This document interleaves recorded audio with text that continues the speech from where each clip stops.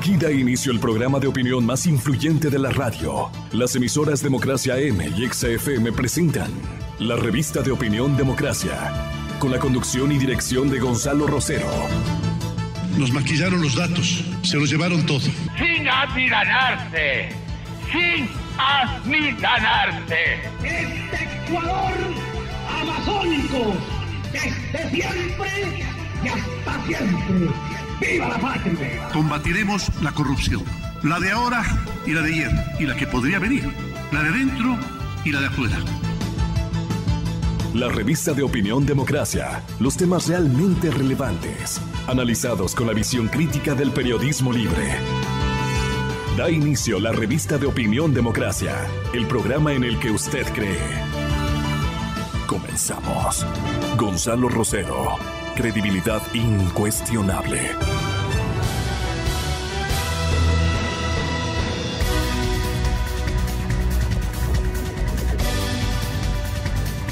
Ha llegado el momento de opinar con conocimiento de causa por sectores.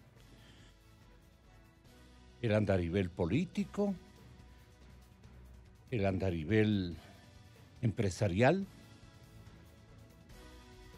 el colectivo de emprendedores nuevos y me parece que es una buena opción que tenemos este momento que podría convertirse en un momento de inflexión peligrosa. Si no nos ponemos de acuerdo y categorizamos nuestras solicitudes de enmienda, nuestras invocaciones de coherencia, señoras y señores, ha llegado el momento de ponernos de acuerdo. Se acerca un momento de peligrosa inflexión, de la cual pueden aprovecharse los antiguos actores que nos perjudicaron, no solamente llevándose el dinero, sino otorgándole una connotación siempre fanática de una politiquería ambiciosa por el poder, y nada más que por el poder. He revisado un montón de situaciones, y lo que el señor ministro de Finanzas trata de hacernos comprender, entender, es que ha llegado el momento de ponernos de acuerdo y de ofrecer desde cada sector de la economía ecuatoriana, en el caso de su preocupación, las mejores visiones. Este momento hay que crear políticas y hay que crear comportamientos. Es por eso que comienzo con ustedes, distinguidos economistas, bien hechos, profesionales, con obligaciones muy importantes en observatorios significativos como el suyo, señor economista don Jaime Carrera, el Observatorio de Política Fiscal. Yo creo que por allí radica una de las principales causales que han deteriorado la confianza, la credibilidad empresarial, credibilidad emprendedora, confianza en este sector en el que, igual que Jaime Carrera y muchísimos de los economistas invitados por este programa de noticias y opinión, solemos coincidir. Yo les pido disculpas si esta invocación o esta convocatoria a ejercernos automáticos exhortos en todos los segmentos de la economía antes de que el punto de inflexión se haga presente, peligrosamente, digo yo, al punto incluso de que nuestro formato monetario se ponga en riesgo, en serio riesgo. He estado pensando, yo no soy una autoridad ni apenas soy un presentador de noticias, un presentador de opiniones. Y el poder de convocatoria de este medio lo debemos más a la sensibilidad y a la generosidad de todos ustedes. Está también con nosotros en el estudio el economista Julio José Prado, que es el presidente de la Asociación de Bancos Privados del Ecuador. Y como vuelvo y repito, el economista Jaime Carrera, voy del Observatorio de Política Fiscal. Con el comienzo, ¿qué le parece qué podríamos decir? Mi sana observación o exhorto que estoy formulando a todos los sectores. ¿Por qué nos vamos a ocupar de la economía? ¿Cómo está la economía? Francamente, ¿cómo está la economía? ¿Qué debemos hacer por ella? En todos los ámbitos. Vamos a ver qué resultado obtenemos. Muy buenos días con todos. Jaime Carrera del Observatorio Fiscal inicia este examen y esta reflexión macro que queremos protagonizar apenas como ser un medio de comunicación. Jaime. Buenos días, Gonzalo. Gracias por la invitación. Un gusto estar aquí con Julio José y los demás invitados por la línea telefónica. Su exhorto, Gonzalo, debería ser el exhorto de todos los ecuatorianos. Parece que todavía no se entiende en el país que la situación fiscal y económica es de extrema gravedad. Y la única forma de superarla es mediante acuerdos. Acuerdos entre el gobierno, entre empresarios, entre trabajadores, entre políticos, entre todos los sectores económicos. Si no entendemos que cuentas en orden, economía sana, un entorno para la inversión, fomentar exportaciones, es el camino hacia el desarrollo. Si no se entiende eso y todavía se sigue con las mismas conductas de hace décadas, usted citó una palabra que es muy importante, las conductas de la sociedad, conductas de políticos, conductas de trabajadores. Tal vez conductas de los gremios. De los gremios, de los sectores sociales. Mire usted que en este momento parece que la crisis económica no existiera. Parecería que el déficit fiscal no existe. Por allí hay políticos que dicen hay que eliminar el impuesto verde y eso agranda el déficit y el déficit se cubre con deuda. Por allí las universidades quieren seguir manteniendo sus privilegios con sueldos de $12,000. Por allí hay sectores que dicen que hay que darle miles de millones a la seguridad social, pero el Estado no tiene un solo dólar para cubrir ni los mínimos gastos. Entonces, reiteramos las conductas de un país acostumbrado al desorden, acostumbrado a no entender que la eficiencia de toda la sociedad solo le lleva al progreso y que hoy este es el momento, y usted lo ha citado muy bien, es un punto de inflexión. Si no entendemos que tenemos que ordenar la economía, ordenar el fisco, ordenar nuestra visión del desarrollo, el Ecuador va a repetir lo que ha repetido en el pasado, las crisis que ha tenido que soportar en el pasado. Y el Ecuador no entiende que lleva décadas de atraso, Gonzalo. Otros países han avanzado mucho más que el nuestro. Y ya no discuten estas cosas, ya no discuten la estabilidad económica, la estabilidad fiscal, la necesidad de no endeudarse a esas tasas. Vea usted que la última deuda de 1.000 millones al 10,75%, es una muestra de desesperación del país. No hay dólares en la economía, no hay dólares en el Banco Central, no hay dólares en el fisco. Y no levantamos nuestra autoestima de entender que estamos con una calificación de B-. ¿Saben qué club está el Ecuador? En el club de Belice, en el club del Congo, en el club de Zambia, en el club de Honduras, en el club de Ucrania, de Irak. Deberíamos reflexionar. ¿Así tan bajo? Así tan bajo. Calificación. Perdonen los países es que es así. Aludiendo, la calificación B de deuda, B- del Ecuador, es de este club. Nosotros debemos pensar. Club de perdedores. Que están dando alimento a los que compran bonos basura, Gonzalo. Así es. Y nuestros países que están avanzando, tienen grado de desarrollo, colocan bonos al 5%, al 4%. Yo creo que hay que levantar la autoestima nacional para progresar. Hay que superar estos desajustes con el sacrificio de todos. Hay que cambiar los intereses políticos, gremiales, sociales. Esta es la hora de los esfuerzos de toda la sociedad. Tiene que entenderse eso, Gonzalo. ¿En qué club están los bancos ecuatorianos, las instituciones financieras ecuatorianas? Coméntenos la evolución de la banca. Julio José, bienvenido. Agencioso, activo, presidente de la Asociación de Bancos. Díganos la plena.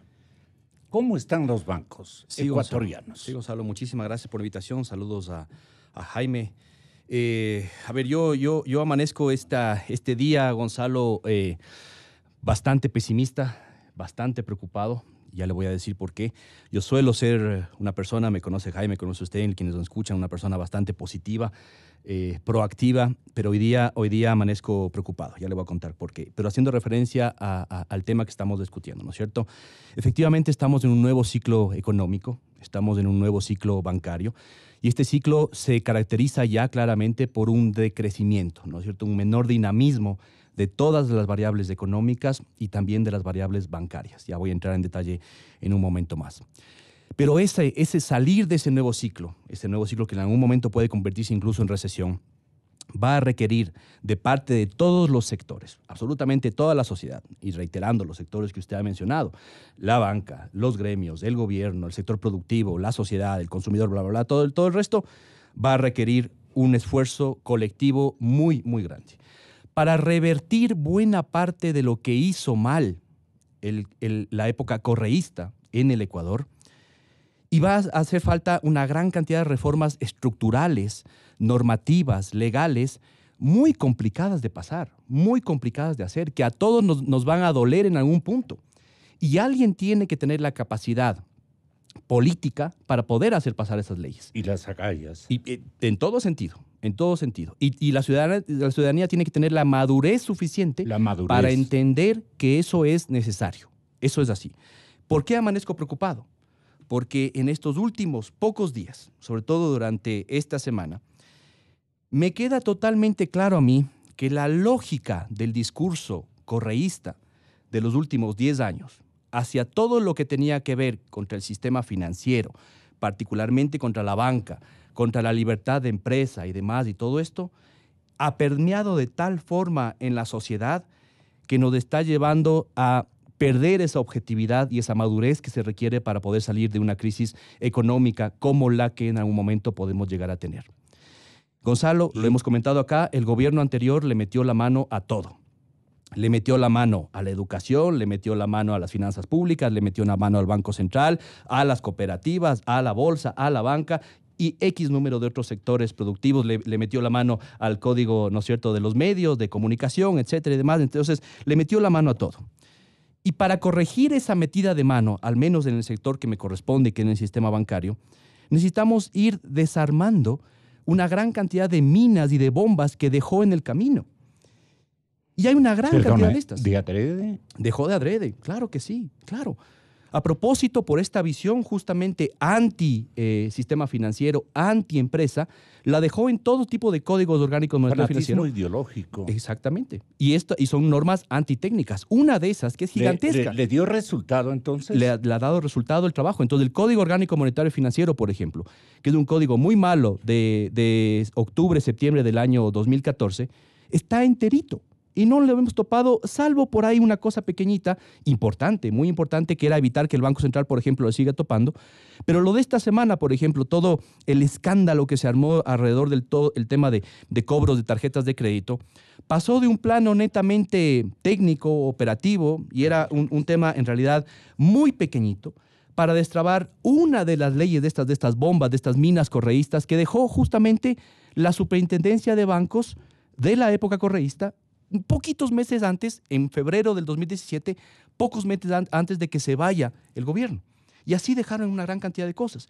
Sin embargo, parece que lo que aplica para otros sectores en los cuales vamos corrigiendo cosas, vamos avanzando, vamos buscando más acuerdos, vamos buscando más apertura, vamos buscando acuerdos con multilaterales que antes no nos acercábamos y demás y todo eso, parece que no aplica para la banca.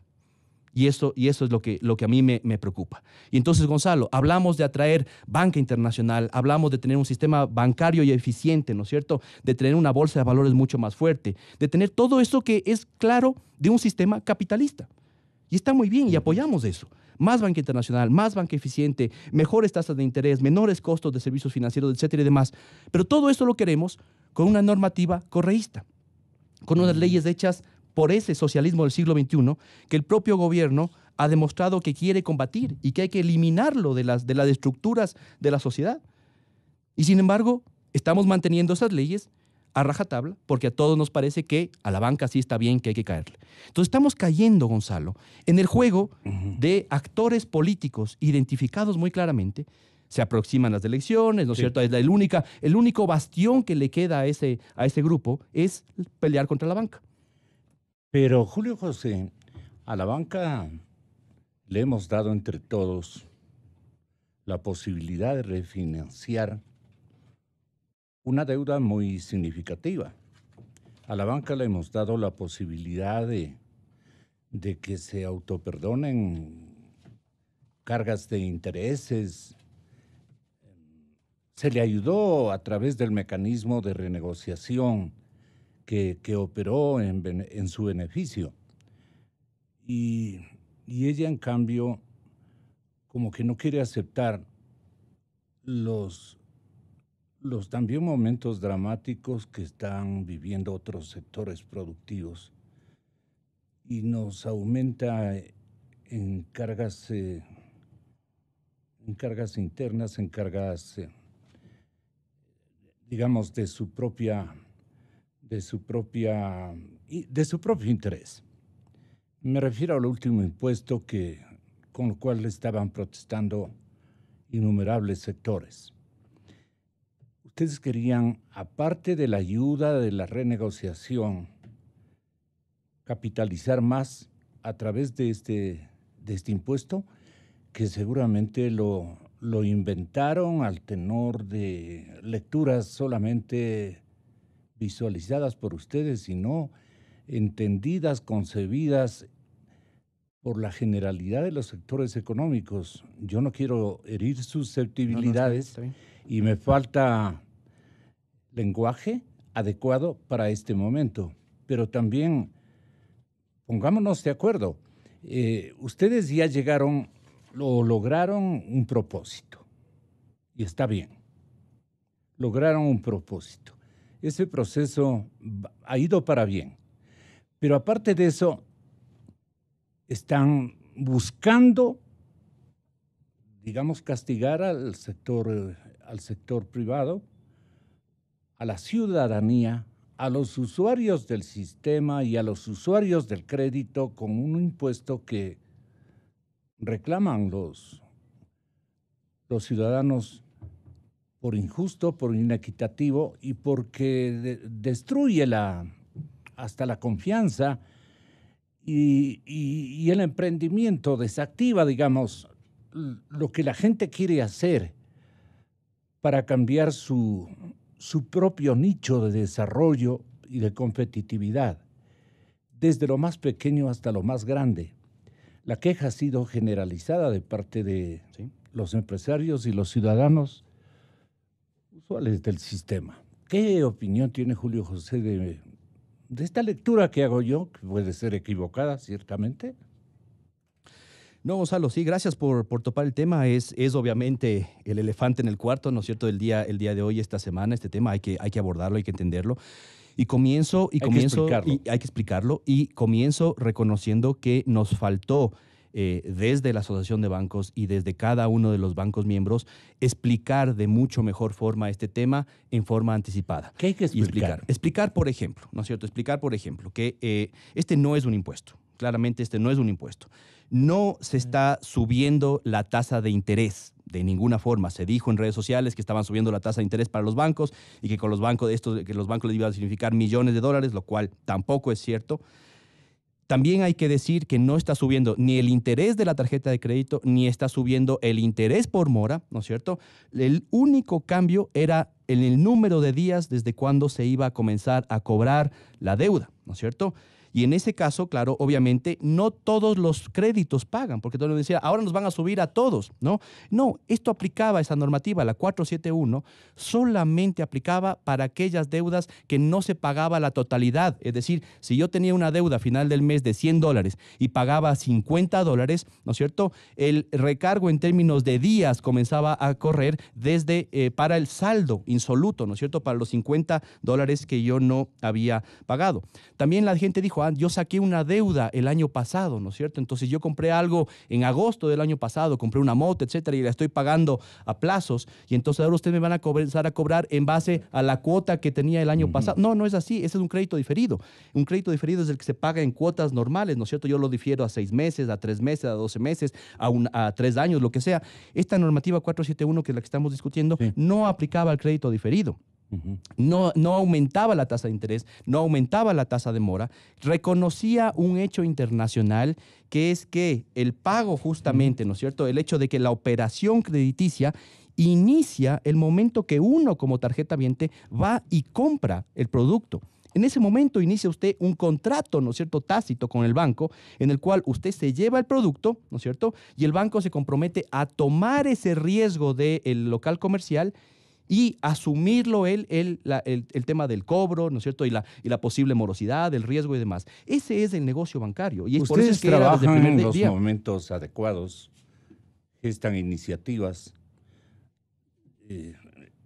y emplean elementos ya legislados o que están en vigencia, o interpretan a su manera de repente las cosas cuando necesitan lo vital, que todos necesitamos, liquidez en nuestros proyectos, en nuestras organizaciones pequeñas y medianas y grandes.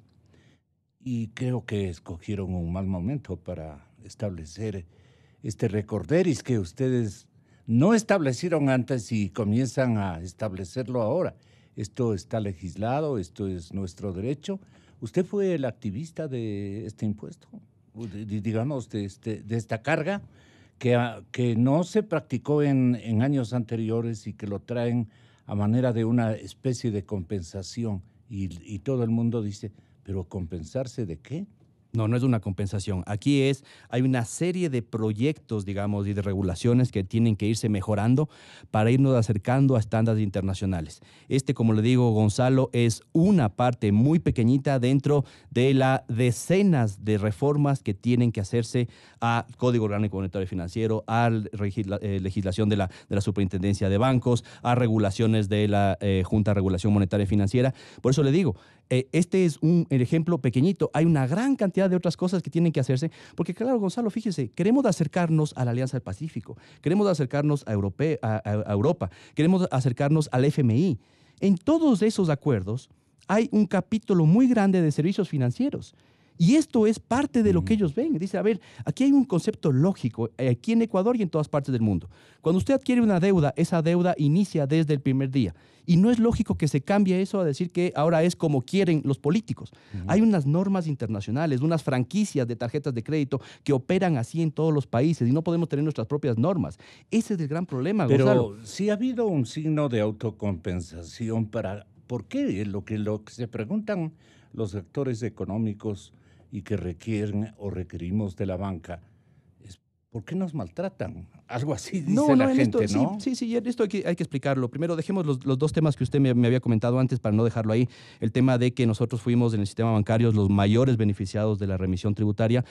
No es así, se ha sacado también ese tema en redes sociales. Claro, ahora con todo esto nos meten en la bolsa de cualquier tipo de cosa. Pero el sistema bancario, estuve viendo las cifras recién, ¿no es cierto?, representa dentro de la remisión tributaria, somos el sector que representa, si no estoy equivocado, puedo estar equivocado en la cifra exacta, pero menos del 6% del total de esa remisión tributaria. Hay otros sectores, obviamente. Como colectivo, claro, como sistema bancario, ¿no? Y solamente en ciertos casos. Además, la remisión tributaria no es que se regala dinero y demás, son obviamente litigios que estaban pendientes con el SRI y que estaban pendientes de pago. La banca, ojo, Gonzalo, la banca pagó el año pasado $500 millones en impuestos y en tributos y en compensaciones. $500 millones. Ganamos 500, pero pagamos también 500 millones en impuestos. Bueno, pues esto hay que decirlo. Bueno, está bien. Y otra cosa que es importante. A la par, estamos a la par, claro, pero la carga tributaria es tremendamente alta. Es una de las más altas de cualquier sistema bancario en América Latina. ¿Y por qué se ganó tanto? Vamos de ese tema también. O sea, ¿por qué la banca ganó tanto el año pasado? Es malo que la banca gane tanto, 550 millones, que es la cifra 550 millones, perdón, que es la cifra que se ha ganado. No, primero hay que decir que para que la banca gane esa cantidad de dinero, tiene que hacer intermediación financiera y tiene que entregar créditos. Y ahí voy a responder una de sus preguntas anteriores. La banca, el año anterior, cerró su periodo, su año, de mayor crecimiento y de mayor entrega del crédito. Óigame bien la cifra, Gonzalo, y todos quienes nos escuchan. El año pasado, el saldo de cartera, el saldo de crédito entregado en todos tipos de créditos en el Ecuador fue 27.300 millones de dólares. ¿Dónde está la plata? Un año antes fueron 24.600. Hay un crecimiento de casi 3.000 millones de dólares adicionales puestos justo en un periodo en el cual la economía más bien estaba decreciendo. Ese es el esfuerzo del sistema bancario para todos los sectores productivos. Para activar el aparato. Pero por supuesto, ese es el rol. Por eso es que se gana más dinero, porque logra intermediar. La pregunta es ¿por qué no ha logrado Alberto Acosta Burneo en Guayaquil? Buenos días, señores economistas.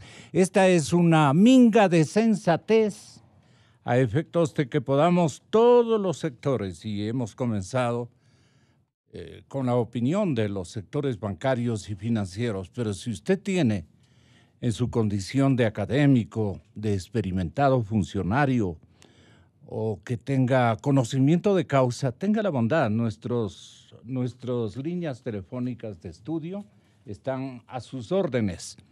2525-202, 2523-290. 2559-555, 2523-290. Este es el momento en que tenemos que conversar entre todos y ponernos de acuerdo. Alberto Acosta Burneo. La alianza estratégica entre todos para no llegar a un punto de inflexión en donde puede desacomodarse la supervivencia incluso de la dolarización. Los parámetros no son tan alhajas que digamos, perdonen por esto. Y vuelvo a lo que yo siempre vuelvo como provinciano que soy, en el buen sentido de la palabra. Nuestras abuelas decían que hay actores agalludos que quieren más y más. El comportamiento de los bancos no ha sido un comportamiento de un colectivo agalludo que nunca quiere cesar en sus afanes de ganar dinero, no obstante que hay algunas ocasiones que los bancos y otros sectores tenemos que tributar, tenemos que ayudar a la caja fiscal. Fácil es. Solamente cumpliendo con nuestras obligaciones tributarias, al pie de la letra, ya lo estaríamos haciendo. No estoy acusando a nadie, pero naturalmente estamos viendo siempre la oportunidad de perjudicarle a la caja fiscal. ¿Por qué? A pretexto de que esos dineros están mal utilizados, cierto es un gasto corriente, ya vamos a analizar aquello. Desmesurado,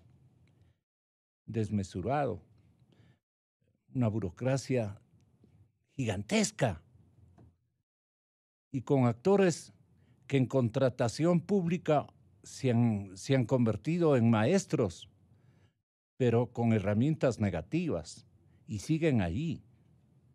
Ustedes que me están escuchando, ustedes deben abandonar esos puestos, ya los han gozado durante tantos años.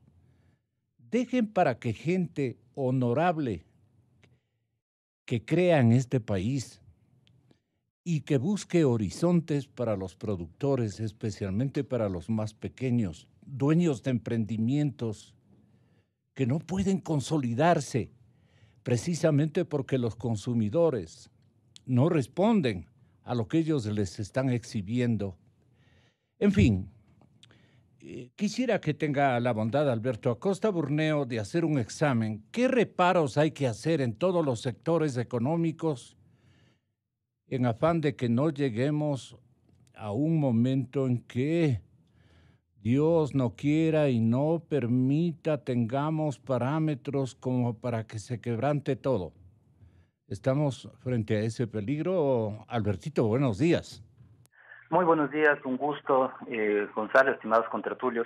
Yo creo que hay que estar muy claros de aquí en algunas cosas. Primero, tenemos en nuestra sociedad ecuatoriana una deformación, yo creo que resultado de esta ideología socialista que se ha tratado de inculcar, de pensar que ganar dinero es malo, el capital es pecaminoso, no debemos acercarnos, el que gana dinero está haciendo mal a la sociedad, cuando es lo contrario. El que gana dinero está cumpliendo una función en la sociedad, porque significa que está atendiendo a los conciudadanos de mejor manera, por eso les cogen. La tienda que gana dinero es la que da un buen servicio y por eso los clientes van a esa tienda. La tienda que pierde dinero, en cambio, esa es la que no está cumpliendo con un servicio a la sociedad, por eso no le están escogiendo y por eso pierde dinero. Entonces debemos quitarnos de este mito de que ganar dinero es malo. Después, también yo creo que es un tema lamentable que cuando ya se acercan las elecciones baja el nivel del debate significativamente. Entonces nos preocupamos y hacemos un escándalo por un tema técnico de importancia menor, como es el que estamos hablando en este momento de las tarjetas de crédito, para tener una idea de qué representa. Pongámoslo en cifras. Pensemos en una persona que hace un consumo de $550 y al final del mes solamente paga $50 del pago mínimo. ¿Cuánto tendría que pagar adicional debido a esta resolución? En promedio, esa persona pagaría por una sola vez $3. Ese es el escándalo que estamos armando por esta resolución. Y mientras tanto, ¿por qué digo que el nivel del debate baja tanto? Porque no nos preocupamos de los temas importantes, lo que realmente sí nos beneficiaría a los ciudadanos. ¿Y dónde está eso? El tema de cómo enlazarnos con el ahorro internacional, cómo hacer que vengan más capitales, porque en el Ecuador las tasas de interés son elevadas, pero que tenemos que entender cómo se logra reducir las tasas. La tasa de interés es el resultado de la oferta y la demanda de dinero. Y en el Ecuador hay escaso ahorro. Entonces necesitamos acudir al ahorro en donde existe, que es en el exterior. Y para eso tenemos que tomar 3 medidas puntuales muy importantes. Eliminar techos de tasas de interés, eliminar el arcaico Código Monetario y Financiero y sustituirlo por una legislación moderna. En materia bancaria hay estándares, por ejemplo, Basilea III, podemos tomar estándares internacionales de primer nivel. Y el tercer gran tema es enlazarnos de una manera definitiva eliminando el impuesto a la salida de divisas.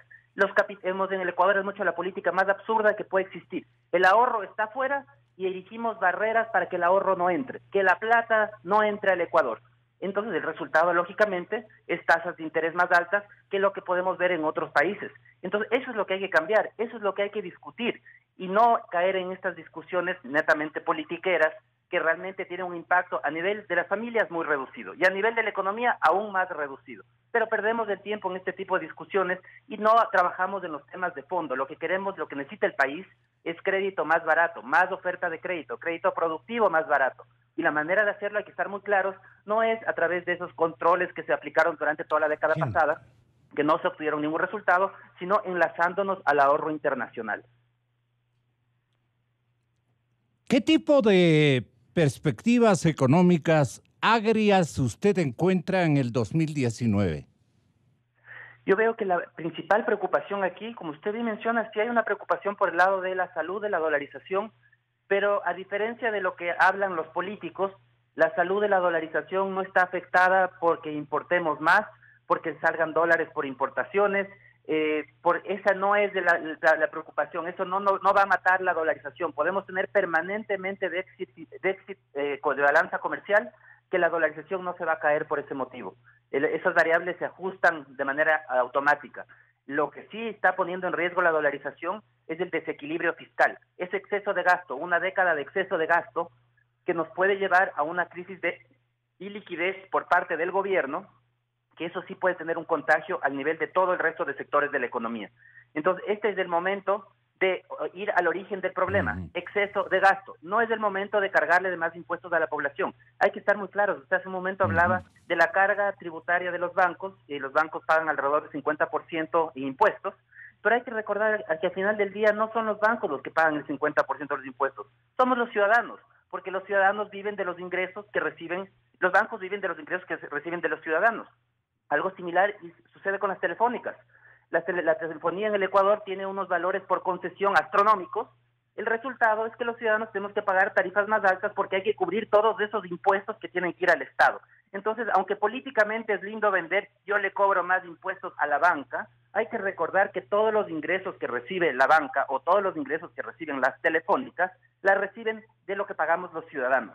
Entonces, mientras más impuestos se cobre a un sector, significa que más caro va a ser ese servicio y al final del día los ciudadanos somos los que asumimos todos esos costos. Entonces yo creo que hay que ser racionales, tenemos que ir hacia un esquema impositivo racional. La banca paga demasiados impuestos, tiene que pagar un promedio como paga el resto de sectores de la economía, porque al final del día lo que estamos haciendo es encareciendo el crédito a los ciudadanos. Le estamos haciendo daño al ciudadano, pero claro, el político quiere aprovecharse de esto, no ve la relación integral, ve hasta el final de la cadena. Y la banca no se benefició de la remisión última, en la que todos los ecuatorianos igualmente le ayudamos con una medida naturalmente que tiene origen en el gobierno del presidente Moreno, en el Frente Económico de la República.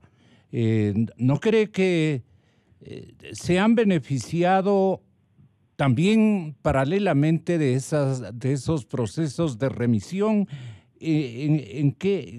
¿Cómo podrían ellos contribuir a cambio, abaratando, digamos, en el cobro de intereses a los ciudadanos y a los estamentos productivos, especialmente a los más pequeños, a los que están recién saliendo adelante? Mire, Gonzalo, aquí no se trata de pedir contribuciones. ¿Por qué no pedimos que las tiendas No, es que es una época de contribuciones. Es que lamentablemente no, así no funciona la economía. Al pedir contribución, decirle a la tienda, usted venda a la mitad de precio, usted productor de arroz, venda más barato porque tiene que contribuir con el país.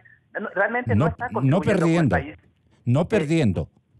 No perdiendo, pero no gane. Decirle, productor de arroz, usted no gane, contribuya con el país. Esa no es la contribución que se debe hacer. Hay que estar el cobro de intereses, como en el año 2016, ha vuelto o ha retornado a ese nivel.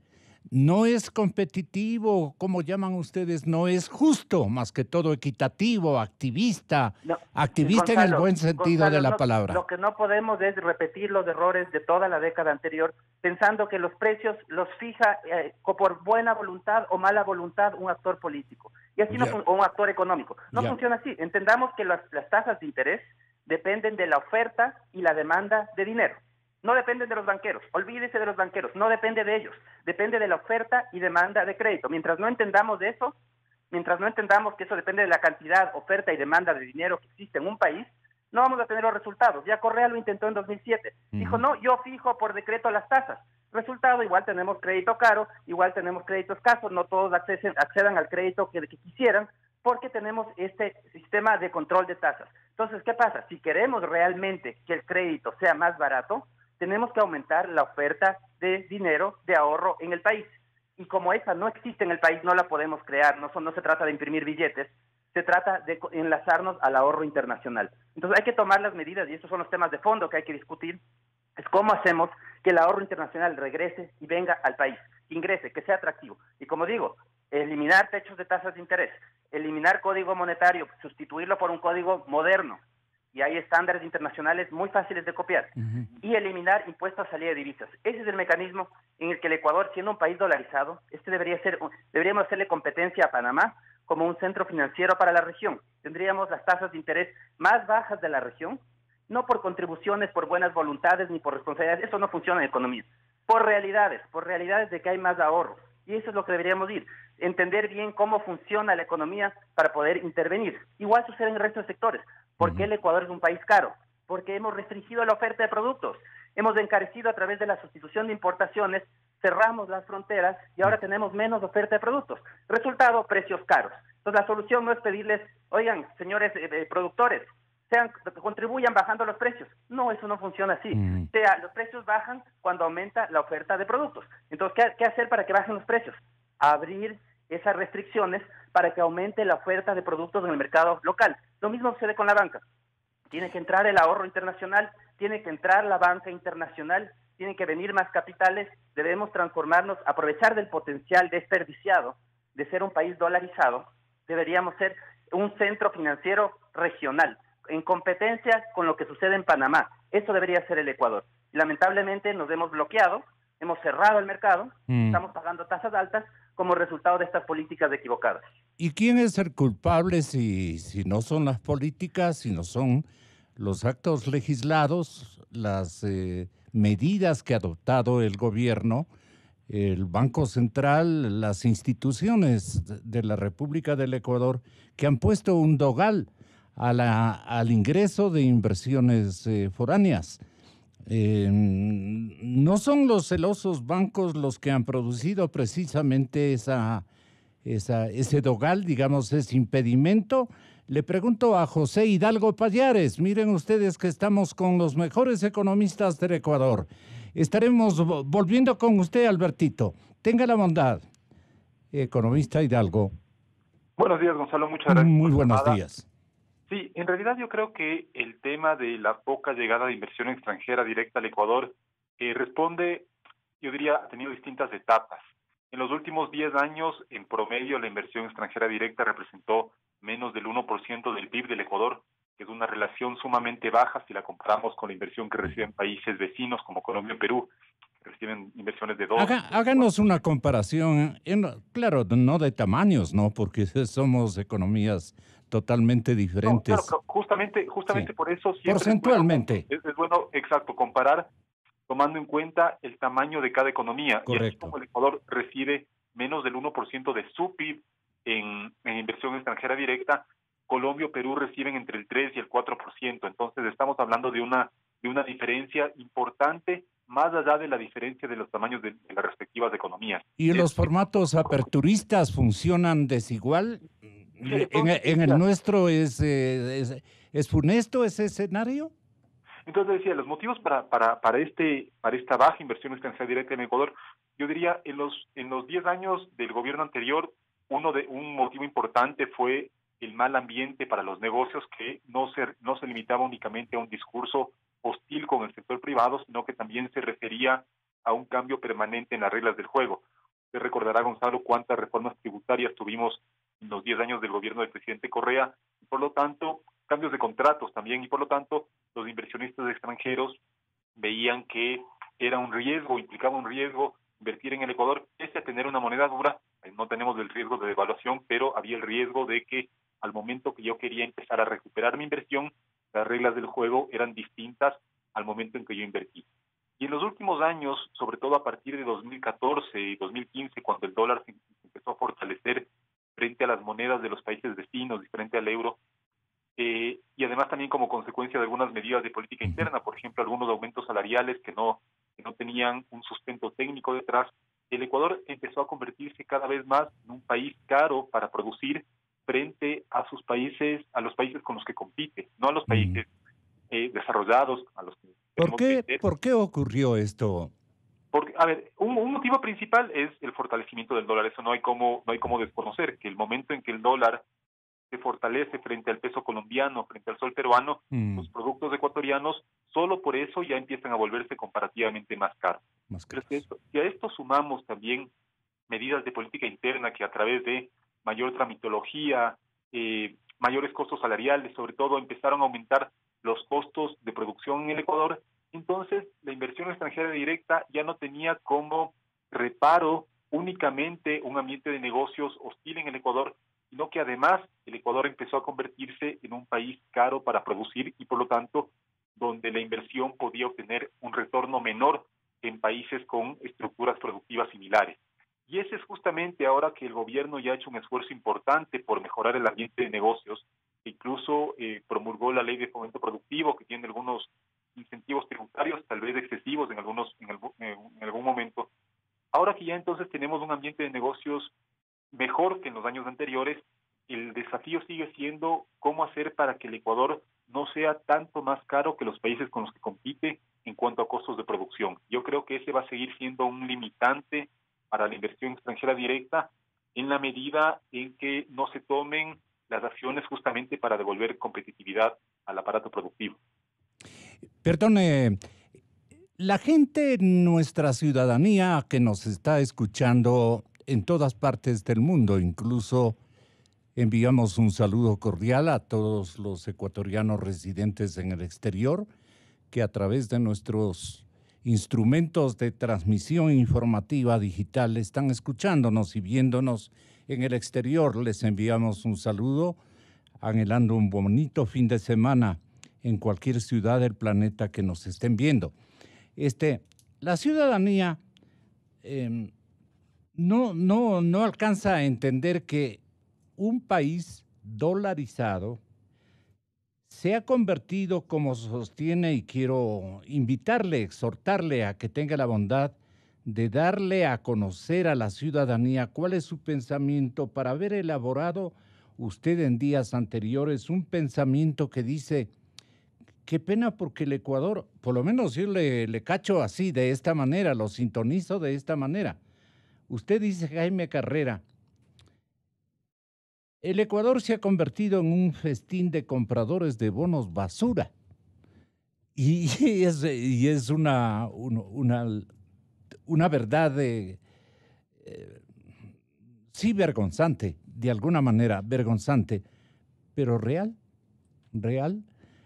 ¿Por qué compone usted esta melodía media complicada, media ingrata, con un proceso de dolarización cuya confiabilidad podría habernos dado otro tipo de imagen internacional al manejo económico ecuatoriano? ¿Dónde hemos fallado con la dolarización, Jaime? Bueno, hemos fallado en casi todo, pues, Gonzalo, porque usted recuerde que cuando se inició el sistema dolarizado en el 2000, creamos una ley de responsabilidad fiscal. En esa ley se establecía que el gasto no debe crecer sino más allá de lo que crece la economía, que había que establecer fondos de ahorro, que tenía que cuidarse el endeudamiento público, que había una serie de entornos que había que crear, que incluso que el déficit no petrolero siga bajando hasta dejar de depender del petróleo. Después de esa ley se echó abajo y a medida que subió el precio del petróleo nos olvidamos de todo. Gonzalo, una economía dolarizada requiere inevitablemente cuentas equilibradas y un entorno económico sano para traer dólares del exterior. Como no hemos hecho nada de eso, tenemos un elevado riesgo país y el precio de ese elevado riesgo país es colocar bonos basura. Déjeme ponerle algunos números, ¿no? El Ecuador tiene este rato en bonos basura. ¿Esto es fácil acudir? Pero claro, que es además irresponsable. Es irresponsable, absolutamente irresponsable. Déjeme ponerle números. Tenemos 15.750 millones de dólares de bonos basura. Si uno suma los intereses a pagarse hasta el vencimiento de estos bonos, incluidos los últimos 1.000 millones, pagaríamos hasta el término en 2029 12.500 millones de dólares en intereses. Estos tenedores casi duplicarían el capital. Si el Ecuador hubiese tenido un bajo riesgo país, cuentas equilibradas, una economía sana, y digamos que hubiese colocado los bonos al 5% de interés, nos hubiésemos ahorrado 6.000 millones de dólares. ¿Quién paga esa irresponsabilidad? La responsabilidad de los gobiernos es manejar en orden la economía. Vea Colombia. Colombia hace días colocó a 30 años 1.500 millones de dólares al 5% de interés, ¿no? Entonces, este es un festín para los tenedores de bonos. Uh-huh. Y en una economía dolarizada estamos mandando dólares afuera. Ya, solo por intereses de la deuda externa, en este año vamos a mandar dólares afuera por 2.300 millones de dólares. ¿Sabe cuánto significa 2.300 millones de dólares en intereses de la deuda externa? Significa casi más de 3 veces los 700 millones de dólares que se pagan del bono de desarrollo humano. 2.300 millones de dólares, 2.400 significa más de 2 veces lo que se paga por los 1.240 millones de dólares del 40% de las pensiones. Eso significa más de 2 veces los 1.000 millones que se dan al Ministerio de Bienestar Social, de inclusión económica y social. Entonces, lo que está haciendo en el país, Gonzalo, son barbaridades económicas. Y la sociedad debe entender que bajar un riesgo país, que darle plata a educación, darle plata a la seguridad social, darle plata a todo el mundo que quiere, ¿sí?, significa costos para toda la sociedad. No hay nada gratis en la sociedad. Equilibrar las cuentas públicas significa aportes de toda la sociedad. Darle plata a la seguridad social significa aportes de toda la sociedad. Bajar el riesgo país significa aportes de toda la sociedad. Nos debe dar vergüenza pagar al exterior por bonos basura hasta que venzan más de 12.500 millones de dólares en intereses. Señores, esto tiene que cambiar y tiene que cambiar con el esfuerzo de todos. No podemos continuar así y ser competitivos con los demás países. Y las consecuencias serían perniciosas. Vea, Gonzalo, las consecuencias son costosísimas para todos. Y déjeme decirle algo. Si uno hace estudios de todos los países del mundo, las crisis de los países vienen de dos vertientes, o del sistema financiero y del sistema de los déficits públicos. Hoy tenemos una economía, un sistema financiero sólido y hay que cuidar ese sistema. Entienda, sociedad, que el sistema financiero recibe nuestros ahorros y tiene que cuidar nuestros ahorros. Y para cuidar nuestros ahorros tiene que cuidar bien el crédito y tener ganancias, nuestro patrimonio. Usted recuerde en la crisis del 99, ¿qué pasó con el sistema financiero? Se acabó nuestro patrimonio. ¿Cuánta gente perdió dinero por no tener un sistema financiero sólido? Hoy el sistema financiero es de los mejores y bien manejados en el país, porque toda la sociedad tiene que ser eficiente. Señores, escuchen. El sistema financiero maneja nuestro dinero y no tenemos que satanizar porque tengan ahorros. Y tenemos un sistema financiero sólido, pero tenemos un sistema fiscal desastroso. Entonces tenemos que arreglar el sistema fiscal, tenemos que arreglar la economía, preservar el sistema financiero. Cuidado, Gonzalo, cuidado, se va a contaminar el sistema financiero por los desequilibrios fiscales y la falta de reserva en el Banco Central y falta de dólares en la economía. Entienda, sociedad, esto. Tiene que entender toda la sociedad. José Hidalgo, economista, por favor, su opinión. Bueno, estoy totalmente de acuerdo con Jaime. Es un tema que no se ha discutido lo suficiente, Gonzalo, el de las reservas del Banco Central.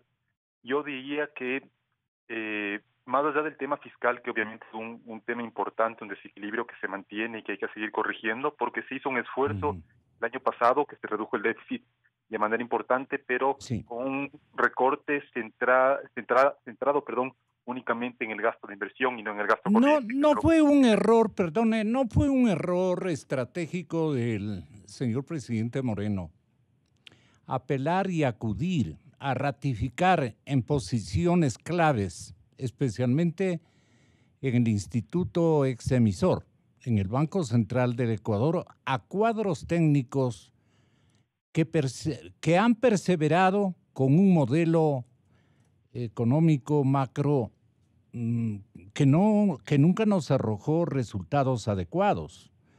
Los cuadros, con esto termino, los cuadros son los mismos de esencia correísta, es decir, la filosofía económica de Correa sigue o ha seguido imperando y ahora él está feliz porque los instrumentos que él está utilizando para presionar a su adversario político son estos y nos tienen al pie de un desenlace terrible.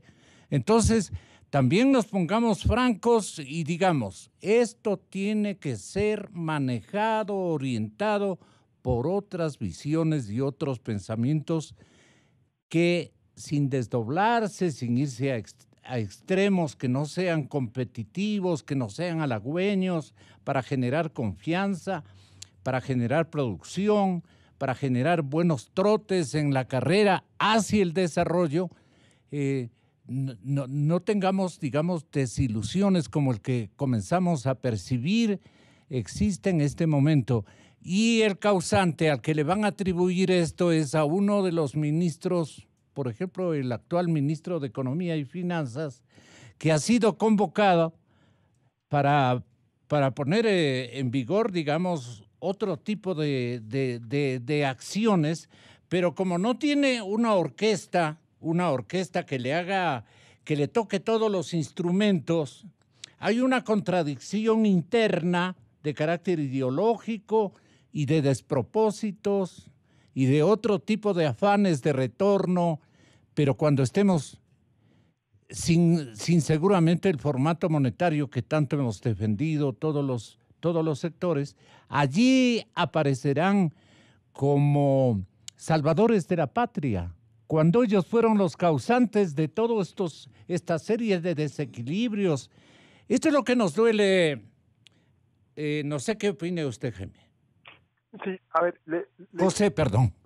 Sí, le decía a Gonzalo, a ver, yo diría que el Banco Central tuvo un rol lamentable durante el gobierno anterior cuando se convirtió en prestamista del gobierno a través de una emisión primaria de dólares, y por lo tanto es un asunto por el cual las autoridades económicas y del Banco Central de ese momento deberían responder. Yo creo que todavía estamos a la espera de que las personas que cometieron semejante responsabilidad con la dolarización con el país deberían responder ante la justicia por las medidas que tomaron. ¿Y el modelo de endeudamiento?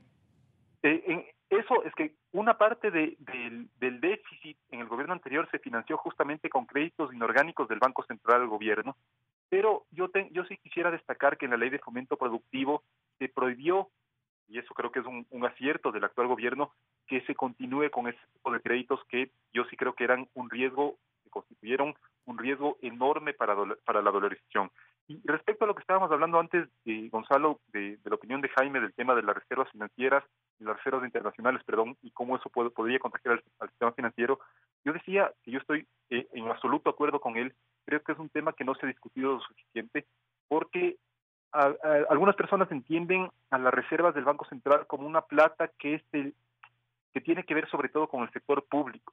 Y en realidad, obviamente, el sector público, ahora que vino explicado Jaime, se está convirtiendo también en un exportador de divisas, digamos, está sacando plata del Ecuador a través del pago de estos altísimos intereses de la deuda externa, pero las reservas internacionales se mueven también por los movimientos que hace el sector privado con el exterior, y en ese contexto yo no creo que sea un buen momento en la actualidad, por ejemplo, para bajar impuestos, porque de esa manera no solo se estaría ampliando un déficit fiscal que ya de por sí es importante, sino que se estaría fomentando sobre todo, es que estamos bajando impuestos al consumo, el consumo justamente de productos importados, lo que puede terminar afectando a las reservas del Banco Central y por lo tanto a la capacidad de pago de la economía en su conjunto hacia el exterior. El Banco Central no es únicamente el agente de pagos del sector público hacia el exterior, sino que también es el agente de pagos del sector privado hacia el exterior.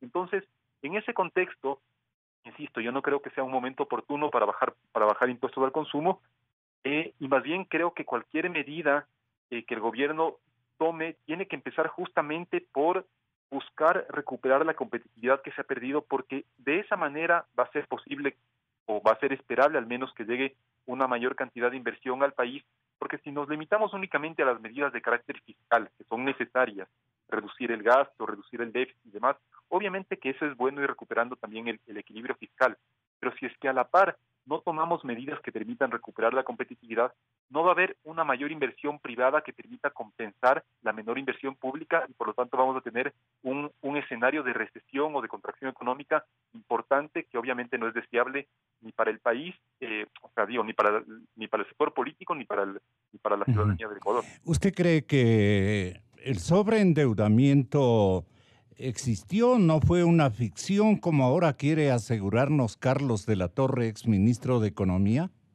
No, absolutamente existió un sobreendeudamiento que empezó, de hecho, Gonzalo, cuando los precios del petróleo seguían estando altos.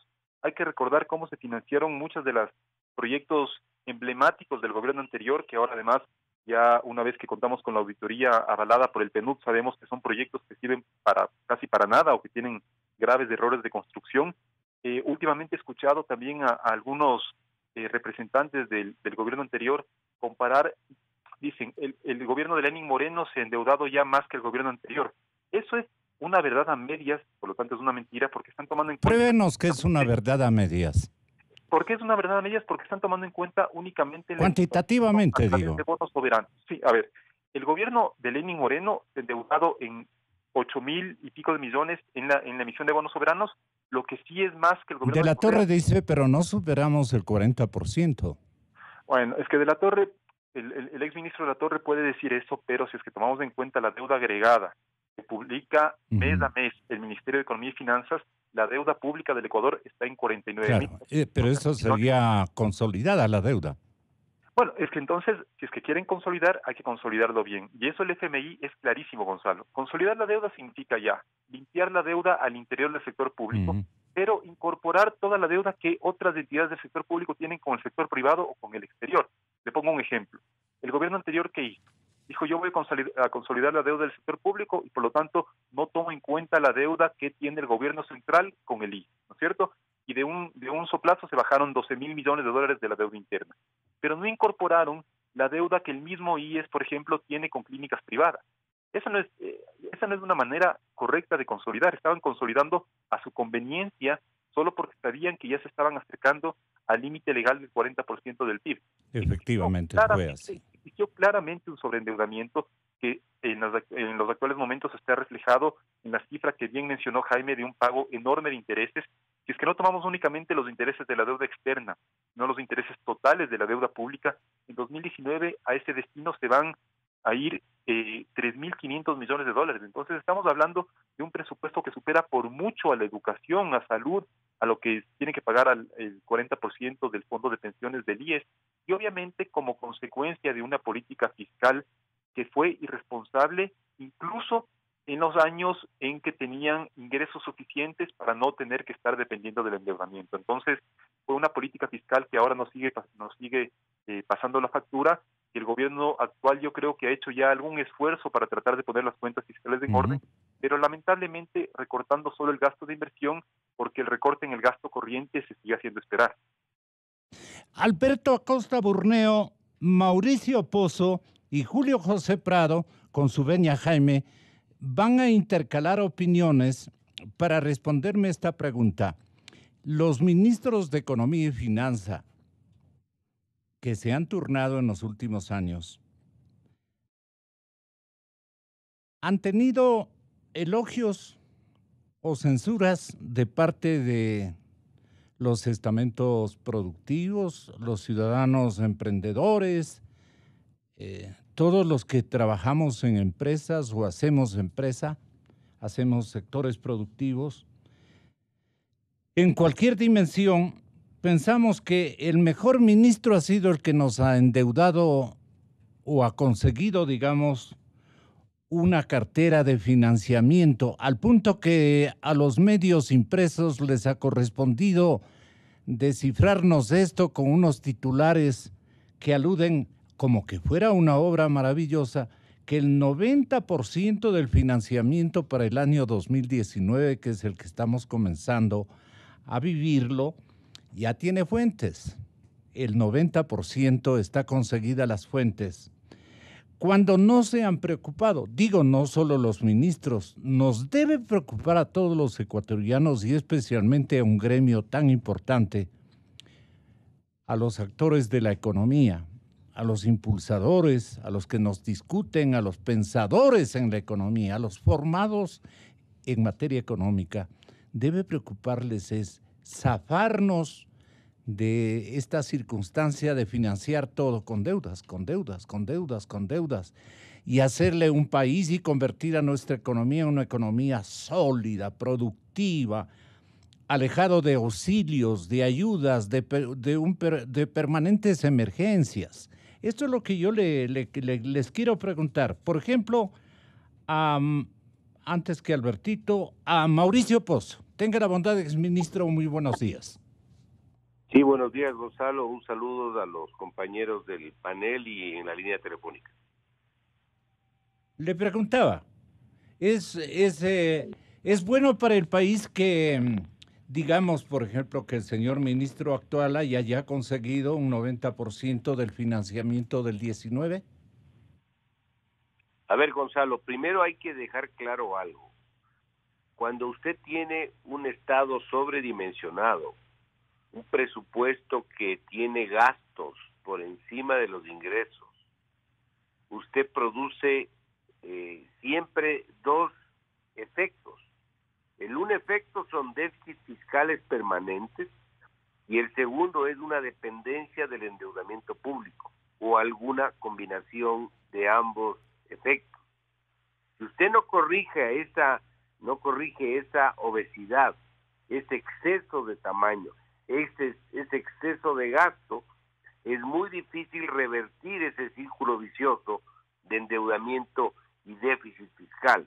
Es más, empieza a endeudarse ya no solamente para pagar lo que no le alcanza en lo que significan gastos recurrentes o permanentes, sino empieza a endeudarse para pagar las deudas que se le empiezan a vencer.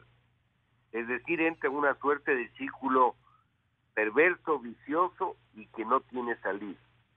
Ante esas circunstancias, es obviamente una prioridad el que el gobierno establezca un programa que le permita, con financiamiento internacional fresco en buenas condiciones, replantear uno de los gastos, que es el tema del servicio de la deuda, que el capital se vuelva en condiciones más asequibles en el largo plazo y no en los plazos cortos que tenemos, que el gasto público corriente se reduzca en las proporciones que sean sostenibles en el tiempo y el gasto de capital esté inmerso en una definición del rol del Estado, de tal suerte de que aquellas actividades empresariales donde el Estado no tiene que participar vayan paulatinamente pasando al sector privado para también de esa manera quitarle presión de gasto público.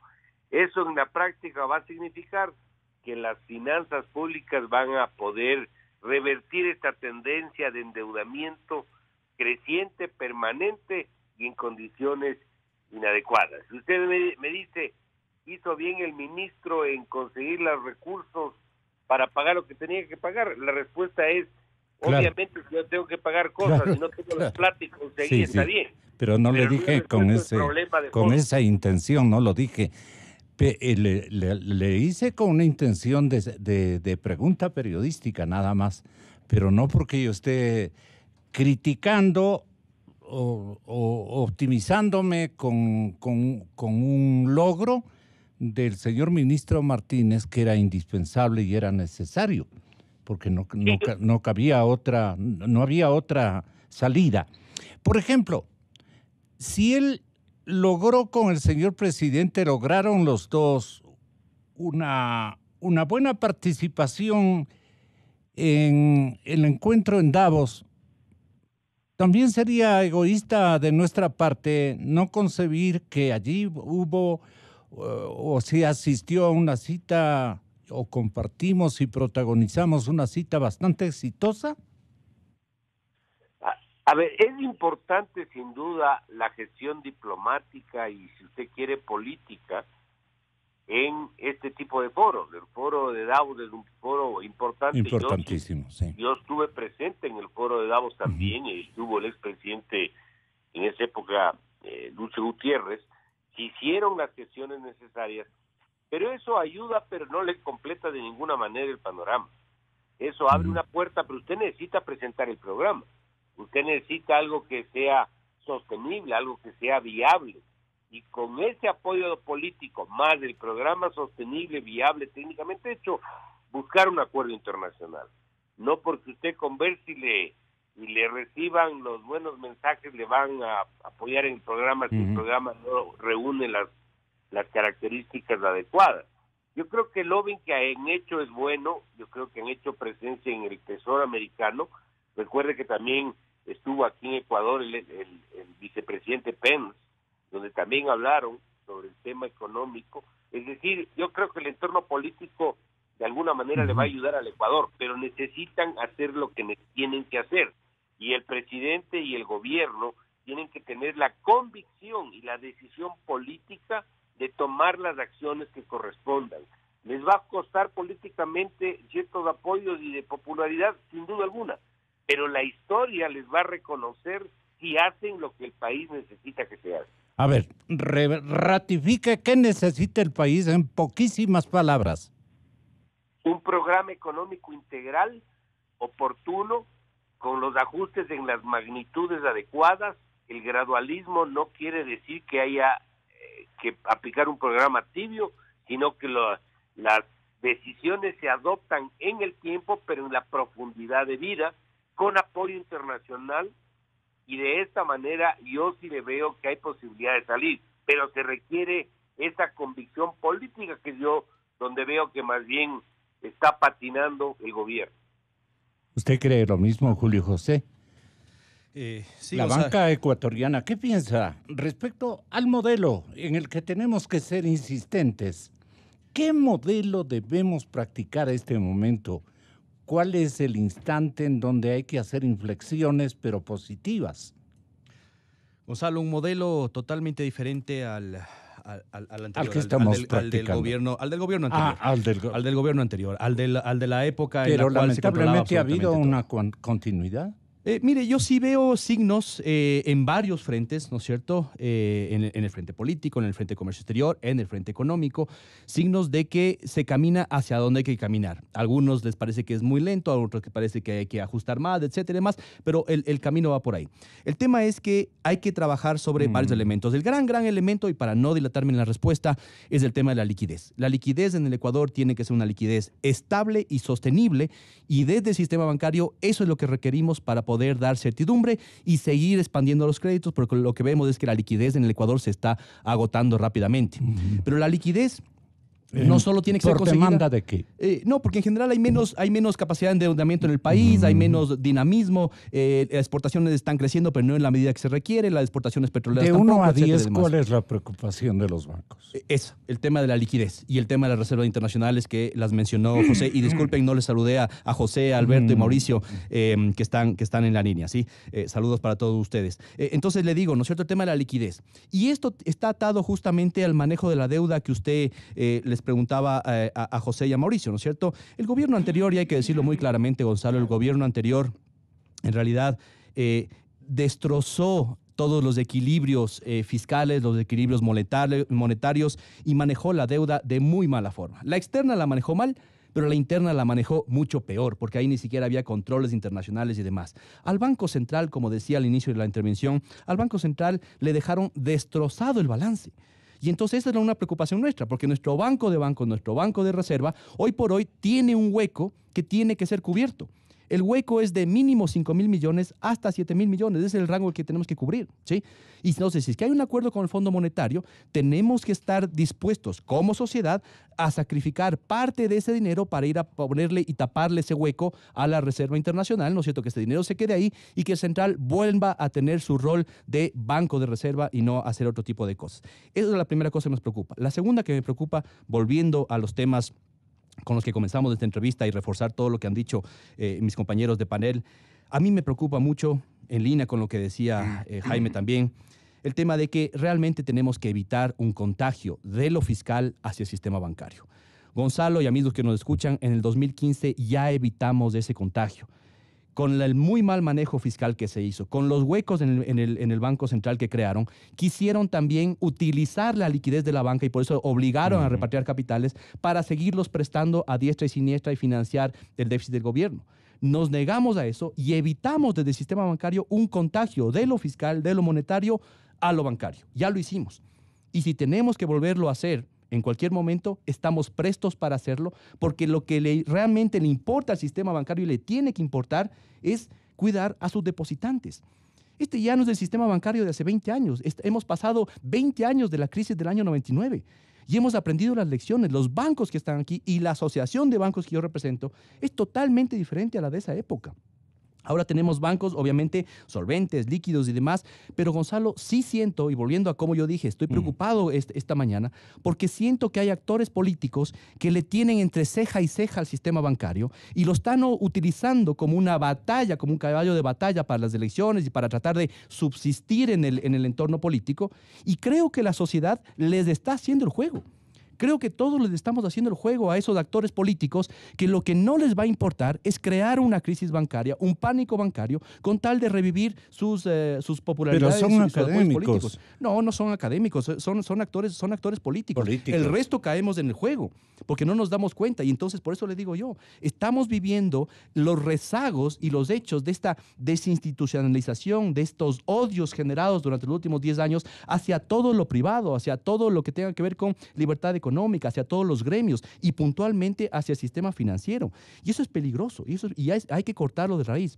Entro a dos temas puntuales que me corresponden, Gonzalo. ¿Sí? Solamente una opinión. Sí, por favor. Las fuentes, por ejemplo, de créditos más o menos tradicionales de los últimos años, nos hemos concentrado, por ejemplo, en la República de China. Acabamos, no obstante que fuimos a pedirle 6 veces más o 3 veces más, nos entregaron una, y siempre con condiciones o atado a proyectos. El socio financiero debe ser mejor seleccionado este momento en esta minga de los economistas ecuatorianos que podríamos sugerir, pero dando nombres de otras fuentes de financiamiento que estén en este momento en capacidad de vernos cómo estamos y cómo somos, que está un regente, digamos, del formato económico más o menos bien visto, confiado y apreciado por los sectores que intervienen en la gestión económica del país y ayudarle ayudarle con préstamos más, ¿qué podríamos decir? Más suaves. Más flexibles en términos de su plazo y en términos de su costo, digamos, ¿no? Alúdanos este tema, que usted es el técnico en materia. A ver, yo creo que aquí está clave, y lo que comencé diciendo del tema de liquidez estable y sostenible, eso significa unos acuerdos de endeudamiento. Estable. Sí, estable. Estable significa que podamos no estar con susto cada 2, 3 meses con respecto a si es que vamos a poder pagar sueldos, si se va a caer la reserva, si va a haber o no dinero para que circule la economía, ¿no es cierto? Que se caigan los depósitos. Eso es de economía, eso es liquidez inestable. Lo que requerimos es saber, tenemos una liquidez identificada para los próximos 2, 3, 4, 5 años con un plan coherente de financiamiento externo e interno que nos permita tener la seguridad y planificar no solo al sistema financiero, sino a todas las empresas. A ver que aquí nos vamos a estar raspando la olla cada vez que llega diciembre y asustados para saber si vamos a poder pagar las quincenas en el gobierno. Obviamente hay que hacer una reducción del aparato gubernamental y demás, pero eso yo creo que lo tiene claro el equipo económico, lo tiene claro el ministro Richard Martínez. Las fuentes de financiamiento de corto plazo, el tema de China, la emisión de bonos reciente que se acaba de hacer, son necesidades de urgencia y esa no es liquidez sostenible. Por eso es que el equipo económico ha dicho, estamos trabajando en un acuerdo con el Fondo Monetario, que no es solo el Fondo Monetario, sino es con la CAF, con el BID, con el Banco Mundial, por un valor cercano a los $8,000 millones. Esa es liquidez estable. Porque el Fondo Monetario va a decir, yo te voy dando por partes, ¿no es cierto?, ese dinero y te voy desembolsando durante los próximos 2, 3, 4 años, dependiendo de cómo sea el acuerdo. Entonces decimos, bueno, entonces si es que hay eso, ya sabemos que no le van a tener que seguir metiendo mano a otros recursos, no van a tener que seguir saliendo a emitir bonos al 10, 11% y demás, no vamos a tener que estar raspando la olla en diciembre, con lo cual eso nos da tranquilidad. ¿Y para qué nos da tranquilidad en el sistema bancario, Gonzalo? Nos da tranquilidad para poder seguir haciendo lo que hacemos, expandir el crédito, captar recursos de depósitos y poder hacer intermediación financiera. Ya regreso con estos dos últimos puntitos que le decía que quisiera que me permita explicarlo rápidamente. Este tema de que la banca gana mucho, ¿no es cierto? Y claro, y que no se apoya al país y demás. Mire, es bueno que tengamos una utilidad como la que tuvimos el año pasado, 550 millones de dólares. Primero, rápidamente, 24 bancos. Eso son la utilidad para 24 bancos. No es que un banco se lleva todo esto, son 24 bancos de todo el sistema bancario. Solo para que tengan una medida. En Perú, Colombia, en Panamá, un solo banco gana más de 500 millones. Hay bancos en Perú y en Colombia que ganan $1,000 millones. ¿Es malo esa ganancia? No. Hace crecer el tamaño del sistema financiero, hace crecer la capacidad de entregar créditos y demás. 50% de esto se capitaliza, Gonzalo. ¿Qué monto de créditos se entregaron? Eso es lo que le decía. Para que hayan ganado 1.000 millones, no debe ser el mismo monto de créditos que entregan aquí. Para nada. La tasa de crecimiento del crédito debe durante ser el año mayor, pasado. digo. No. En términos de crecimiento del crédito, claro, el Ecuador es el país. Siempre en porcentajes. Por supuesto, Gonzalo. El Ecuador, el sistema bancario ecuatoriano, es uno de los que más incrementó el crédito, el tamaño del crédito, el crecimiento del crédito. El año pasado fue muy grande. Le decía yo que estamos rompiendo récords históricos de entregas de crédito el año pasado. Por eso es que se ve así. Un sistema bancario que entrega más crédito es un sistema bancario que gana más. Un sistema bancario que no queremos que gane más. Y uno dice, no, es que ganan demasiado, 550 millones, hagámosles bajar a 300, poniéndole más carga, más impuestos, más cosas. Ok, eso va a hacer que haya menos crédito, menos financiamiento de actividades productivas, menos consumo y por lo tanto una recesión más fuerte. Eso es lo que hay que ir entendiendo. ¿Hay crédito, ha habido crédito especulativo, observatorio fiscal, Jaime Carrera? El sistema financiero tiene que cuidar el crédito y acoplar a la evolución de los depósitos. Tenemos que tener siempre presente que el sistema financiero tiene que cuidar los ahorros de los depositantes. Eso es esencial en el sistema financiero. Y para cuidar los ahorros de los depositantes tienen que tener cuidado en el otorgamiento de créditos y en cómo van a recuperar ese crédito.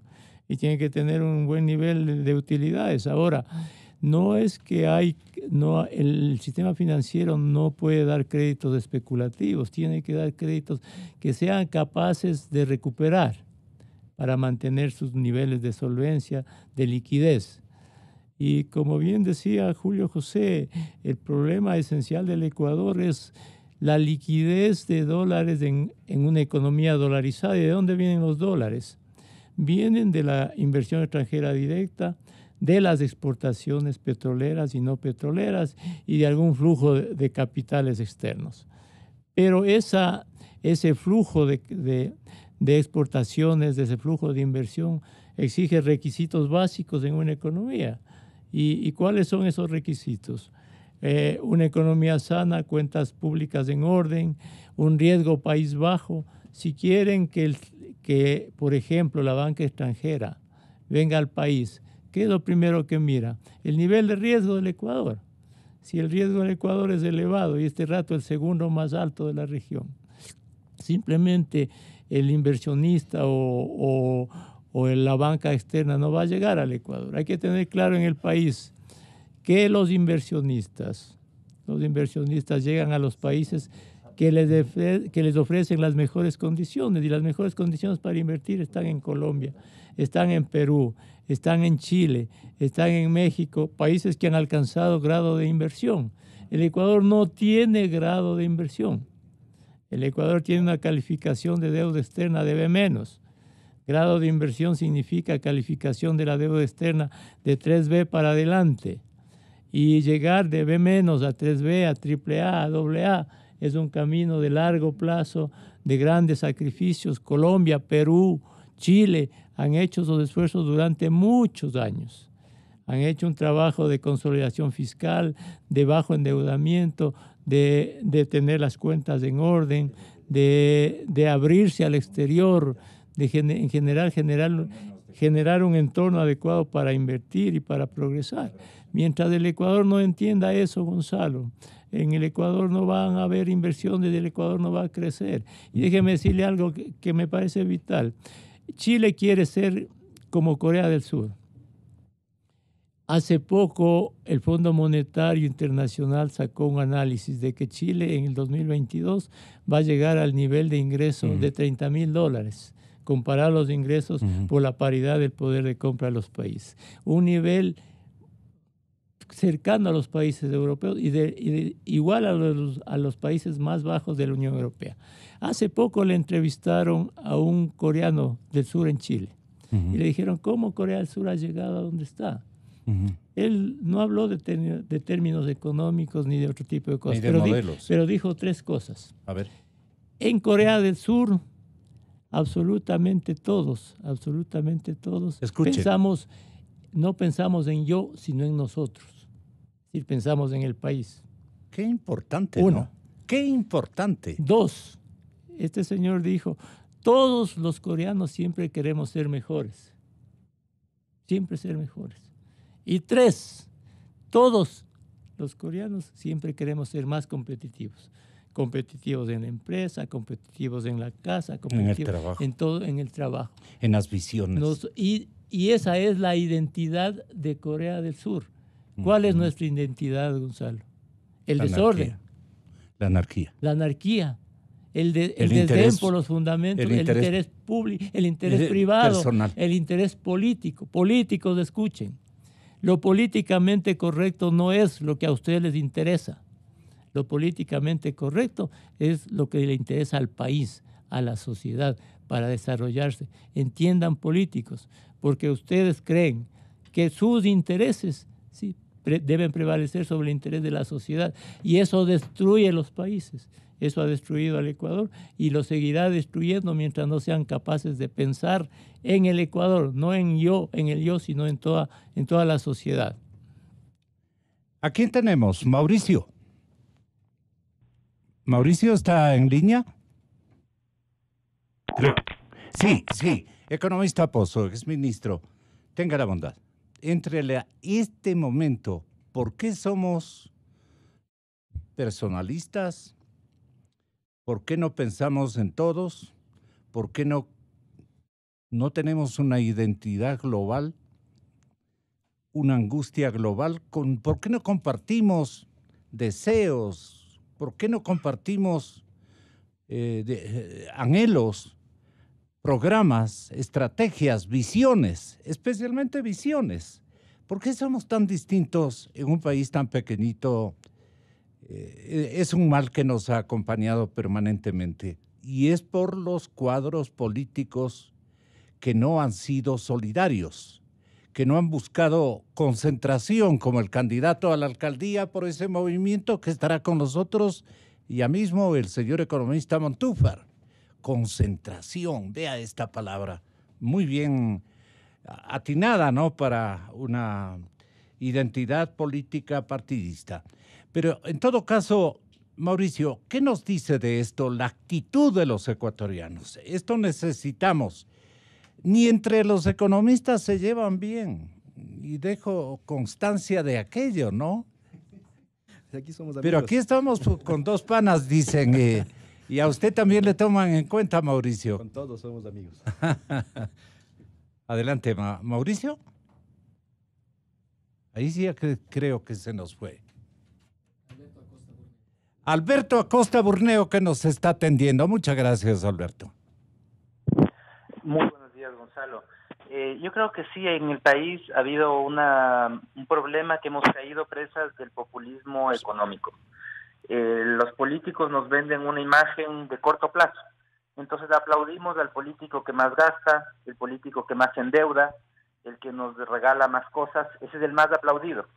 Pero no analizamos un poco más allá, no nos damos cuenta que al final del día no hay almuerzo gratis, que todas esas deudas que adquiere el político para regalarnos la casa, la carretera o lo que sea, al final del día se pagan y no la pagan los políticos. Los políticos después ya se van a sus exilios dorados, la pagamos los ciudadanos que nos quedamos en el país y que después de algunos años, a veces pueden ser décadas, se empiezan a pagar todas esas deudas. Y la única manera de pagar esas deudas es vía futuros impuestos. Eso hay que estar muy claros. Fantástica. Entonces, ahora, gran verdad que acaba usted de enunciar. Lamentablemente es así. Entonces esta política que estamos viviendo todavía, que es la política del tarjeteo, de vivir de la deuda, seguir gastando, pero todo cargándole la tarjeta de crédito, todos los oyentes se darán cuenta que es una política que no puede durar indefinidamente. La tarjeta de crédito se le acaba el cupo y eventualmente hay que pagar todas las deudas. Lo mismo le sucede al Estado. Claro, el cupo no se le acaba en un año, no se le acaba en 2. A veces toma una década, 15 años para que se acabe ese cupo, pero el cupo igual se acaba para los estados. Y el Ecuador ya ha vivido crisis de la deuda, niveles de sobreendeudamiento, no poder pagar la deuda, varias moratorias, porque después se nos va de las manos. Pero ¿por qué no nos quejamos cuando estamos en medio de la fiesta, cuando estamos gastando? Porque hay que estar claros, el origen de las crisis de la deuda no es al final cuando hay que pagar demasiados intereses y nos rasgamos las vestiduras de que tenemos que pagar tantos intereses y les acusamos a los prestamistas de ser los culpables. cuando los culpables y el origen estuvo en el exceso de gasto normalmente durante las bonanzas, porque durante la bonanza es cuando empezamos estas políticas siempre responsables. Lo hicimos en la década de los 70, que también fue una gran bonanza petrolera. Empezamos a ser un país petrolero. El resultado de la bonanza, un país altamente endeudado, un país pobre, crisis de la deuda en 1982. Repetimos la historia, 2007 empieza una gran bonanza, también desperdiciamos los recursos de la bonanza, vamos más allá de nuestras capacidades, resultado, termina la bonanza, en vez de ser un país más fuerte después de la bonanza, es lo contrario, somos un país altamente endeudado, con compromisos para pagar intereses y capitales que no tiene, viviendo al día a día del endeudamiento. Entonces, mientras los ciudadanos, y esto yo creo que no es culpa de los políticos, es culpa también de los ciudadanos, de no tener ese conocimiento y ese análisis que va más allá, mientras sigamos siendo presas del político que más te regala, y además que más ofrece quitarle al vecino, porque así es como funciona la política en el Ecuador, te dicen yo le voy a quitar al vecino y te voy a regalar a ti, pero no, que no nos damos cuenta es que al final del día todas esas cuentas al final del día se pagan, y que terminamos, mientras sigamos cayendo presas de esas propuestas populistas, el país lamentablemente no va a poder salir adelante. Hemos desperdiciado la gran bonanza reciente que empezó en 2007 y la hemos desperdiciado con muy malas decisiones de inversión, un desperdicio de recursos sin nombre, y eso es lamentable para un país que tiene tan pocos recursos como el Ecuador. ¿Qué hacemos, Alberto? Y yo creo que aquí el primer paso tiene que ser por seguir concientizando en la población las consecuencias y que la población poco a poco vaya aprendiendo que no hay que mirar el corto plazo. En el corto plazo es como una familia que se va al centro comercial y se gasta hasta el cupo su tarjeta de crédito. En el corto plazo, o sea, ese día esa familia regresa feliz a su casa con un montón de fundas de todo lo que ha comprado en el centro comercial. Al mes siguiente, cuando le llega la cuenta de la tarjeta, ahí sí se asusta y dice, ¿y ahora qué tengo? Tengo que dejar de consumir para poder pagar. Lo mismo sucede a nivel de los electores. Tenemos que darnos cuenta que si un político nos ofrece, te voy a regalar esto, te voy a dar todo esto gratis, tenemos que preguntarle, momentito, en la vida no hay nada gratis. Dígame claramente quién va a pagar esa cuenta, porque lo más probable es que seamos nosotros mismos, el mismo que recibe la casa, por el otro lado le están quitando la plata cuando tiene que comprar un pantalón que tiene tantos aranceles, que cuesta el doble o el triple que en Colombia, un par de zapatos del doble o el triple, y entonces tiene que al final del día ver cómo su dinero le alcanza para menos. Entonces yo creo que aquí sí necesitamos un cambio realmente cultural, un cambio sobre todo en el conocimiento económico que tienen los electores, una mayor madurez para saber y no caer presas en estos realmente políticos y estas ofertas politiqueras que al final del día nos terminan saliendo muy caras. Y eso es lo que hemos vivido en esta bonanza que empezó en 2007, que lamentablemente repetimos la historia de la bonanza de los años 70. Hemos desperdiciado recursos en grandes cantidades, el país no se ha transformado, no somos un país desarrollado, nos dedicamos a gastar, no nos dedicamos a producir, que lo correcto es, sabemos, lo que importante es que el país produzca más, debemos ser mejores productores, hacia allá debe ir todo el enfoque del país. ¿Cómo producir más? Porque solo produciendo más, el resultado de producir más es poder consumir más al final del día y elevar el nivel de vida de la población, pero eso sí de manera sostenible, porque al producir más se generan más empleos, se pagan más salarios. Cuando uno invierte los factores y dice, no, yo quiero consumir más, esa fue la política de la década anterior, durante la bonanza, que la gente consuma más, pero nos olvidamos del primer paso, que es producir más, nos olvidamos de incentivar ese ambiente adecuado para la inversión, de que las inversiones estén enfocadas en mejorar la capacidad productiva de ese sector. Al olvidarnos de eso, vemos que ese consumo es insostenible y ya lo estamos viviendo ahora. Vemos cómo desde el 2016 para acá se ha reducido el número de empleos adecuados de una manera muy fuerte. Ha habido una destrucción muy fuerte, más de 230,000 empleos destruidos y que no se han recuperado. Y vemos que estamos viviendo en una situación lamentablemente insostenible y que los que más pagan los platos rotos de estas políticas es sobre todo la población más vulnerable. Gracias, Alberto. La opinión final, el balance final. ¿Qué hemos logrado con esta minga que hemos propiciado con toda la clase de pensadores económicos de nuestro país? Y eso que no tuvimos la suerte de poder encauzar opiniones, especialmente desde la ciudad de Guayaquil. Es gente que amanece a trabajar, como aquí, ¿no? Muchos economistas están en sendas reuniones, es un fin de semana en donde se proyectan cosas para recomenzar y ratificar la próxima semana. Pero quedemos en un consenso de alerta. ¿Cuál sería, Julio José?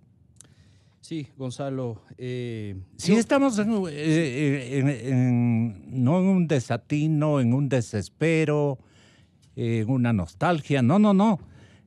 Hay que ponerle ñeque a la situación.